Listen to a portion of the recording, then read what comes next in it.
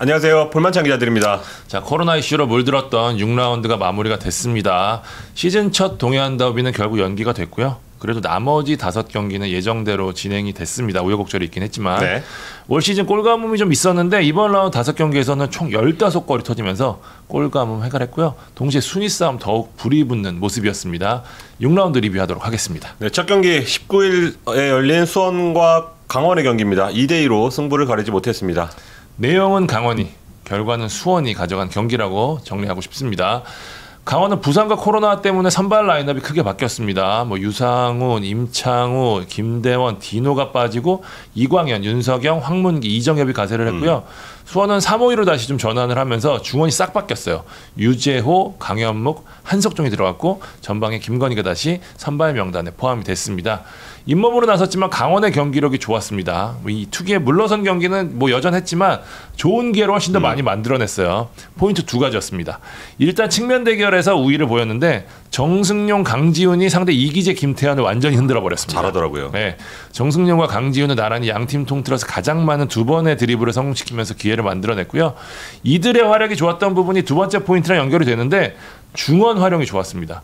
강원은 볼을 잡으면 빠르게 전방으로 보내버렸어요. 그러니까 수원과 대조되는 부분인데 수원은 상대적으로 좀 답답해 보였던 게 볼을 잡으면 뒤로 돌리는 횟수가 너무 많아서 템포가 떨어진 모습이었는데 반면에 강원은 과감한 전진 패스로 속도를 높였거든요. 기록 보면 명확합니다. 수원이 이날 성공시킨 패스가 총 520개입니다.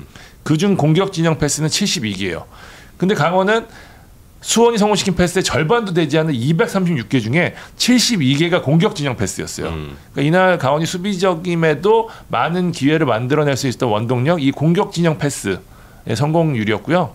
강원은 빠르게 나간 패스가 측면 쪽으로 연결되면서 기회를 만들어냈는데 앞서 언급드린 정승용, 강지훈과 더불어서 측면에서 기회를 만든 양현준을 이날 KUM으로 꼽고 싶습니다. 제가 벌써 두 번째로 꼽는 것 같은데요. 윤스볼이 발굴한 올 시즌 최고의 신예라고 봐야 될 것 같은데 양현준 선수 첫 경기에서 중앙 미드필더로 나섰어요. 두 번째 경기는 3톱의 윙어로 나갔고 이번 경기 2톱의 한 자리로 나갔는데 강원 공격에서 빠질 수 없는 선수를 좀 자리매김하면서 이날도 활발한 움직임으로 김대원 선수의 공격 잘 메웠거든요. 윤석영의 환상적인 선제 프리킥도 양현준의 돌파에서 비롯됐고요. 후반 5분 황문기의 두 번째 골도 양현준의 도움에서 만들어졌습니다. 주고 뒤로 돌아 들어가는 움직임이 굉장히 좋았고요. 황문기의 이 슈팅, 전 디딤발인 줄 알았는데 느린 장면 보니까 발을 바꿔서 때렸더라고요. 굉장히 센스가 돋보이는 장면이었고 양현준 선수 후반 20분 골대로 맞춘 슈팅도 때리는 등 시중 아주 위협적인 움직임 보였습니다. 막판 이 강원 입장에서 너무 수비적으로 나서다가 동점골을 허용한 게 좀 오게티라고 할 수 있는데요. 어쨌든 강원은 선제골 득점 후 처음으로 승리를 챙기지 못한 경기였어요. 수원은 3경기 연속 무승부, 그것도 이제 3경기 연속 따라가는 무승부로 승점을 얻기는 했지만 경기력은 너무 아쉬웠다. 전체적으로 답답했습니다. 그래도 두 가지 변화로 흐름이 바뀌었는데 일단 장호익이 들어가면서 약간 변형 포백 형태가 되더라고요. 그러면서 이제 살아나면서 후반 이른 시간 이기재 선수의 프리킥에 이은 김건희의 동점골로 만회골을 넣었고요. 이후 사리치 투입 후 조금 더 공격이 살아난 모습이었거든요. 수원 역시 창의성이 굉장히 아쉬운 부분인데 사리치 투입 후 볼 흐름이 좀 살았다는 점, 이제 휴식기 이후에는 사리치를 중심으로 판을 짜지 않을까라는 생각이 들고요. 어쨌든 수원은 막판 교체 투입된 김상준의 극장골이 터지면서 귀중한 승점 1점을 더하는 데 성공했습니다. 네. 자, 두 번째 경기입니다. 서울 제주전. 제주가 2대1로 이겼습니다. 우선 경기 전부터 한쪽으로 살짝 기울어졌다고 말할 수밖에 없을 것 같은데 살짝이 아니었던 것 같아요. 일단 우선 서울은 다들 기사 등등으로 접하셨겠지만 코로나 집단 감염으로 엔트리를 짜는데 어려움을 겪었습니다. 김진규 감독 대행에게 물어봤죠. 짜는데 어렵지 않았냐? 어렵지 않았다. 17명밖에 없었으니까 라고 대답을 했었고요. 비주전 11명을 포함한 17명으로 엔트리를 짰고 베테랑 고요한도 이런 스쿼드는 처음이라고 얘기를 했습니다. 반면 제주는 뒤에 보시는 것과 같이 나올 선수는 거의 다 나왔습니다. 그래도 축구가 참 알다가도 모를 스포츠라고 하는데 제주도 분명 리스크가 있었습니다. 맞아요. 왜냐하면 서울 누가 나올지 누가 안 나올지에 완벽한 정보를 알지를 못했을 거고 누가 나왔는지 알아도 누굴지 몰랐을 거야. 그래, 네. 맞습니다. 네. 그리고 처음 보는 아마 선수도 있었을 것 같은데 어떤 식으로 운영할지 경기를 치르면서 즉각적으로 대응을 해야 했을 겁니다. 분명 남길 감독이 부담이 있었을 텐데 그래도 빠르게 컨셉을 잡았다는 게 좀 주요했습니다. 주민규가 최근 토트넘에서 해리케인이 하듯이 내려와서 공을 잡은 다음 문전으로 찌르는 패스 이거를 자주 하고 있거든요. 이 패턴으로 조나탄 링의 선제골을 만들었고요. 두 번째 골 역시 링을 향한 간결한 패스로 추가골을 이끌어냈습니다. 자연스럽게 KOM은 주민규로 하겠는데 두 경기 연속 도움, 두 경기에서 3개째입니다. 지난 2시즌 자신이 기록한 도움의 합과 같습니다. 이날은 키패스만 3개, 내려와서 연계를 하는 재미에 푹 빠진 것 같은데 서울전 평균 위치를 보면 주민규가 하프라인까지 내려와 있는 걸 확인할 수 있습니다. 링, 제르소, 김주공, 정우재, 안현범과 같이 빠른 선수들이 많잖아요, 제주가. 그러니까 주민규가 내려와서 찔러줘도 이것을 어떤 찬스로 만들 만한 선수가 있는 팀이 바로 제주고 그게 주요했다고 보여집니다. 주민규 선수가 원래 미드필더 출신이기 때문에 네. 기본적으로 패싱력을 갖춘 선수예요. 나도 이제 그 경기 얘기를 좀 했더니 야, 민규 원래 패스 잘해. 이 소리를 제가 되게 많이 들었거든요. 네. 그러니까 전반 26분 만에 제주가 2골 넣었어요. 그러면서 이거 이러다가 5골, 6골도 나오겠다. 이런 분위기가 연출이 됐습니다. 왜냐하면 서울은 공격수죠. 김신진이 센터백으로 나서고 히카루도가 몸이 좀 덜 만들어진 것 같았거든요. 그런데 강제 데뷔를 했잖아요. 그러니까 이제 수비 라인 조정도 잘 되지 않는 그런 모습이었고 선수들 개개인 컨디션도 좋지 않아 보였습니다. 그런데 제주가 이제 2골 너무 일찍 넣어서 그런지 조금은 안정적으로 운영하기 시작했고 이게 서울에 조금씩 기회가 조금 이어졌습니다. 그러니까 제주가 이제 두 번째 골 넣기 전까지 오프사이드 트랩에 딱 한 번 걸렸는데 남은 70분 동안은 9번 걸렸습니다. 우와, 그래요? 그러니까 제주가 집중력이 조금 떨어졌다고 볼 수 있는 대목이고 서울이 좀 어떤 면에서 좀 정신을 차렸다고도 볼 수 있습니다. 서울은 득점을 하는데 좀 어려웠는데 후반 막판에 나란히 교체 투입된 이승재와 박호민이 득점을 합작을 했습니다. 이승재가 등번호 77번, 박호민이 등번호 99번입니다. 77번의 패스를 99번이 넣는 아주 흔치 않은 장면이 만들어졌습니다. 그럼에도 이 골은 대세에는 영향을 주지 못했고 경기는 그대로 제주의 2대1 승리로 끝납니다. 제주는 2연승 5경기 연속 무패를 달리면서 3위까지 올랐습니다. 지금 무실점 행진이 4경기에서 끝나긴 했지만 2경기 연속 멀티골을 넣었고 조나탄 링이 늦지 않게 데뷔골까지 넣은 점도 호재입니다. 윤빛가람까지 후반에 복귀를 했습니다. 워낙 상승세라서 A매치 휴식기가 별로 달갑지 않을 것 같긴 한데 A매치 휴식기 이후에 치러지는 대구전에는 구자철 출전 가능성도 있으니까 점점 더 강해질 수 있겠다는 생각이 들었고 서울은 이번 주 다음 주에 이제 확진자들이 속속 돌아올 텐데 지금 3연패에 오심 피해에 코로나 데미지까지 지금 악재가 계속되고 있거든요. 이 분위기를 빨리 극복해야 될 것 같습니다. 세 번째 경기는 전북과 김천의 경기입니다. 1대1 무승부로 끝났습니다. 1대1 스코어지만 양팀의 온도차는 좀 있었습니다. 전북이 연패를 끊기는 했지만 후반전 경기 내용을 보면 아쉬운 승점 1점이었고요. 김천은 아쉽게 승리를 놓쳤지만 김태형 감독이 얘기한 대로 원정 득점 그리고 승점까지 처음으로 얻었기 때문에 그 점에서 나름 만족스러운 경기가 아니었을까 싶습니다. 전북 이날 완전히 승부를 건 모습이었는데 영입한 김진규 선수 바로 투입했고요. 22세 자원이 1명밖에 없었어요. 교체 자원도 딱 6명만 데리고 온 상황이었고요. 김천은 4명을 교체하면서 김지현, 조규성 투톱으로 이날 경기에 임했습니다. 경기는 전북의 주도 속에 진행이 됐는데요. 김진규 선수 이야기하지 않을 수가 없죠. 역시 영리한 선수답게 빠르게 녹아든 모습입니다. 숏패스, 롱패스, 중거리 패스, 전진 패스 모두 전북 미드필더 중에 가장 많이 성공시키면서 플레이메이커 역할을 톡톡히 해냈고요. 김진규가 가세를 하긴 했지만 여전히 전북 공격은 약간 좀 답답한 모습이 있었습니다. 측면 쪽 지원이 좀 아쉬운 부분이 많았는데 김문환이 가세하는 만큼 좀 나아지지 않을까 하는 생각이 들고요. 전반 전북은 결정적인 3번의 슈팅, 전반 11분이었죠. 이게 빗나간 후 전반 30분 역습 한 방에 무너집니다. 군대 간 조규성이 친정팀을 상대로 비수를 꽂았죠. 자신이 직접 얻어낸 페널티킥을 대범하게 가운데로 꽂아 넣었습니다. 이날 경기장에서 이제 김성식 감독 아웃 걸개가 좀 여기저기 걸렸잖아요. 네. 그 정도로 최악의 분위기였기 때문에 이 선제골이 주는 충격파가 굉장히 컸거든요. 저도 이 경기를 보는 내내 이제 지인들로부터 카톡이 와서 야 이거 어찌냐 소리 굉장히 많이 들었는데 김성식 감독 바로 문선민을 투입했고 후반 시작과 함께 아쉬운 모습을 보인 류제문을 빼고 구스타보를 넣어서 승부수를 띄웠죠. 아주 공격적인 4-4-2로 변화를 줬습니다. 확실히 김진규, 백승호 이렇게 중원 조합이 대표팀에서 호흡을 맞춰서인지 굉장히 좋았고요. 측면 쪽에서 좀 적극적으로 지원이 나가다 보니까 좀 여러 차례 기회도 만들어지고 좀 나아진 모습 보였는데 전북에서는 구스타보가 단연 돋보였습니다. 오버페이스라고 느껴질 정도로 전방위적인 움직임 보였는데 지금 사실 전북에 가장 필요한 부분이에요. 이렇게 뛰어줘야 되고 결실까지 맺었습니다. 이전까지 5경기에서 유효 슈팅 하나밖에 없었는데 구스타보 이날 3개의 유효 슈팅 날렸고요. 후반 24분 기어코 동점골을 만들어냈습니다. 전북이 기록한 358분 만에 득점이라고 하더라고요. 다 샜네요. 네. 올 시즌 단 한 개의 유효 슈팅도 없었던 일루첸코도 3개의 유효 슈팅 날렸고요. 좀 살아나는 모습 보였고 송민규, 문선민, 김진수, 최철순 다 역전골을 위해 사력을 다했는데 이 역전승의 가능성을 막아낸 사람이 누구냐? 황인재였습니다. 지금까지 KOM 안 나오길래 뭔가 있겠다 싶었어. 네. 황인재 이날 KUM으로 뽑아야죠. 네. 네. 후반 42분 구스타보의 환상적인 발리슛. 이거 진짜 맞기 어려운 거였고 44분 문선민의 오른발 가마차기 이 느린 장면 보시면 아시겠지만 황인재 선수가 발로 쫓아가면서 막아내는 장면 나오거든요. 그야말로 슈퍼 세이브였습니다.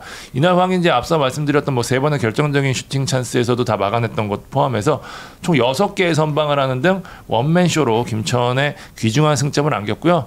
전북 이날 연패를 끊었지만 어쨌든 아쉬운 경기력으로 아예 분위기를 바꾼 건 아니라는 점에서 좀 아쉬울 테고 김천은 이날도 괜찮은 경기력을 보이면서 울산, 전북을 상대로 모두 승점을 얻었다는 것 다크호스타운 모습을 보였습니다. 네, 17일 경기로 가겠습니다. 네 번째 경기는 수원FC와 대구의 경기.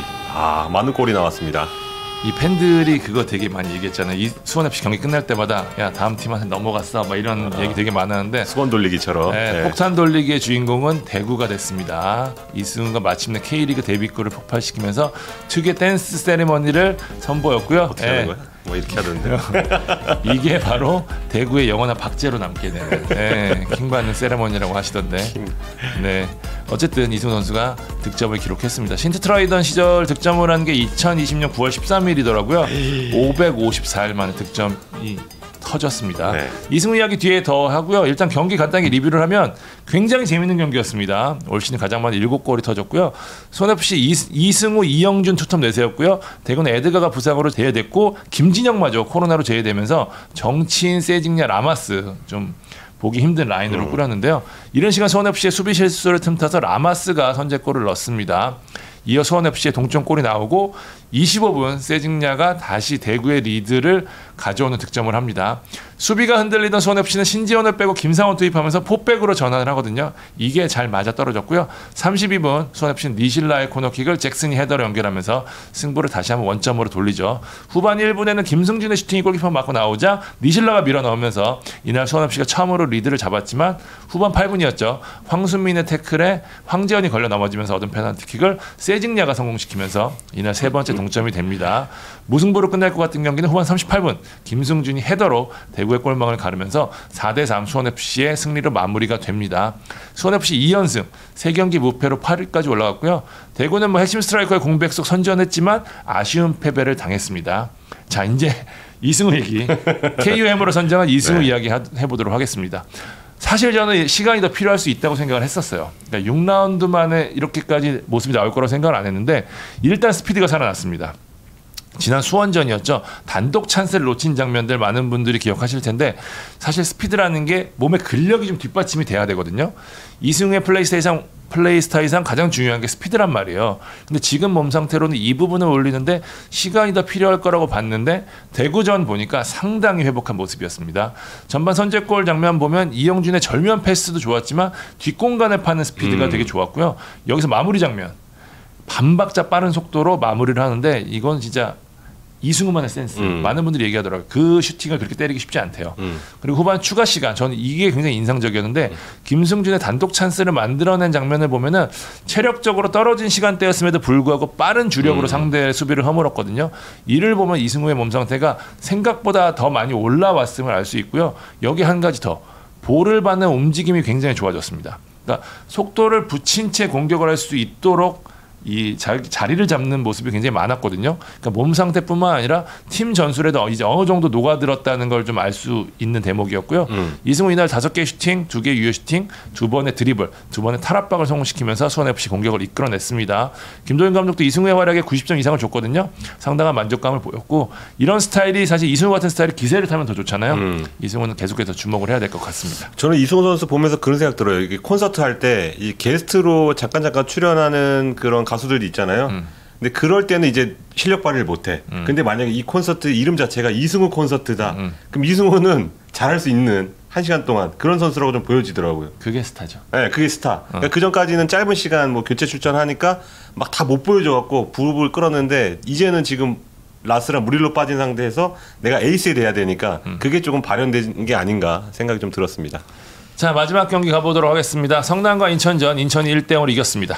같은 날 열린 경기인데 누구는 7경기 나오고 어디에선 한 골만 나와서 제가 다녀왔지만 참 힘든 경기였습니다. 양팀 감독은 회심의 카드를 한 장씩 꺼냈습니다. 성남은 이적생 팔라시오스, 인천은 아길라르를 선발 투입했고 상대적으로 효과를 본 쪽은 아길라르의 인천이었습니다. 잠시 뒤에 자연스럽게 얘기하도록 하고 기록부터 보면 점유율은 58.4% 대 41.6%, 성남이 앞서고요. 슈팅 수도 9대4, 성남이 2배 이상 많았습니다.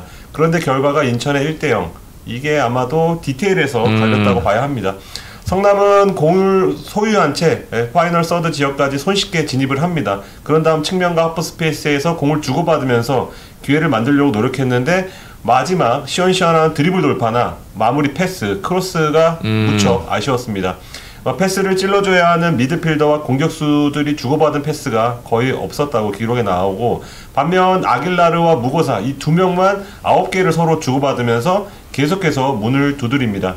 드리블은 성남이 단 4개 시도해서 성공한 게 없고 인천은 15개 시도해서 6개를 성공을 했습니다. 뭐 기록으로는 잡히진 않았지만 후반 12분 아길라르가 박스 안에서 페널티를 얻는 과정도 드리블 그쵸. 과정입니다. 예. 인천은 볼 점유 시간은 조금 적었지만 공격을 할 때마다 조금 더 효율적이고 무언가를 기대하게 조금 만들었다면 성남은 좀 꽉 막힌 그런 느낌이었습니다. 성남은 후반에 뮬리치, 이종호 투입하면서 조금 선 굵은 축구로 좀 바뀌긴 했지만 경기 내내 분위기는 성남이 이대로 끝나거나 아니면 꾸역골을 넣거나 이런 분위기였습니다. 저는 개막전, 강원전이 좀 떠올랐는데 그때도 점유율이 좀 더 높았고 더 많은 슛을 쏘고도 후반에 2골 먹고 0대2로 패했거든요. 성남이 답답하게 지는 패턴이 또 나온 경기였고요. 반면 인천은 인천답게 이겼습니다. 특유의 이분법 축구라고도 할 수 있는데 이진법 축구죠. 예. 현장에서 본 인천은 확실히 집중력이 좀 좋은 팀이더라고요. 압박을 할 때는 집중해서 압박을 하고 그리고 공을 되찾고 추가 시간까지 수비진이 집중을 할 수 있는 그런 어떤 분위기를 연출을 했습니다. 여기서 잠깐 KOM 뽑고 가면 이명주를 하겠습니다. 역시. 예, 왜냐하면 지금 수비수들 활약이 좋았는데 조성환 감독은 미들이나 공격수들이 앞에서 잘 압박해준 덕이라고 그들도 역시 칭찬을 했거든요. 이명주는 공격적인 역할, 물론 뭐 페널티 과정에도 관여했지만 저는 압박, 수비적인 측면이 더 좋았습니다. 예, 태클 성공이 4개로 팀 내에서 가장 많았고 그라운드 경합 성공 6개, 볼 차단 8개, 이것 역시 최다였습니다. 가장 많은 파울을 기록한 것도 이명주. 이런 게 어떤 인천에 큰 힘이 돼주고 있는 게 아닐까. 예, 큰 선수라는 생각이 다시 한번 들었고, 인천은 아마 이런 식으로 가다가는 앞으로는 조금 비기는 패턴이 좀 나올 수도 있겠다. 왜냐면 아슬아슬하잖아요, 외줄타기처럼. 그런데 이제 이후에도 지금 김광석, 오재석, 이주영은 아직 뛰지도 않았습니다. 4월에 돌아온다는데 이 선수들이 돌아오고 올 시즌 특히 강호들도 최전방에 문제들이 있는 팀이 많잖아요. 그러니까 저는 조성환식 축구가 당분간은 먹힐 가능성이 높다는 걸 느꼈고, 지금 올 시즌에 단 한 번도 멀티골이 없긴 한데 그 점만 좀 푼다면 조금 더 올라갈 수 있다고 보여집니다. 지금 초반 6경기 승점 13점이죠. 이거 인천 역사상 가장 많은 승점입니다. 어느 정도의 상승세인지 알 수 있고요. 네, 성남은 자신감, 컨디션, 조직력, 개개의 실력 살필 때는 총체적 난국으로 좀 보여집니다. 최지묵의 파울도 뭐 운이 나쁘다고 볼 수 있지만 이 수비수가 언제 발을 넣느냐, 빼느냐, 아니면 안 넣느냐, 뭐 이런 게 되게 중요한 건데 결국은 이것도 실력 문제라고 저는 보고 있습니다. 그 선수 개개인의 실력이 갑자기 좋아지는 게 아니어서 전술적으로 좀 만져야 되기 때문에 뭐 김남일 감독은 아마 A매치 휴식기 동안 치열하게 고민을 할 것 같고 고민을 해야 할 것 같습니다. 자, 6라운드 리뷰해봤습니다. 이번 주 A매치 주간이기 때문에 프리뷰가 아닌 다른 컨텐츠로 찾아뵙도록 하겠습니다. 네, 지금까지 볼만치 않은 기자들이었습니다. 감사합니다.